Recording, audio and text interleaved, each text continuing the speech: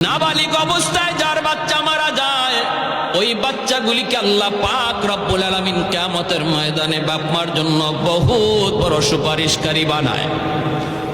বাচ্চাগুলি আল্লাহর কাছে ডাক দেয়া কয়, মালিক, ও মালিক, তুমি আমারে দুনিয়াতে পাঠাইছো, পাঠানোর সময় আমার মা কত কষ্ট করছেন, জান বের হয়ে যায় অবস্থা। এরপরে আমি দুনিয়াতে আসলাম, এত কষ্ট আমি মাকে দিলাম, কিন্তু মার কোনো খেদমত আমি করতে পারলাম না, আমার মা ঋণ আমি শোধ করতে পারলাম না। আল্লাহ, আজ যদি তুমি আমাকে জান্নাতে দিতে চাও, আমার মা বাবা সারা জান্নাতে যাইবো না, হয় আমারে বাপ মার সাথে জাহান্নামে দিয়ে দাও, হয় আমাকে আমার বাপ মার সাথে জাহান্নামে দিয়ে দাও।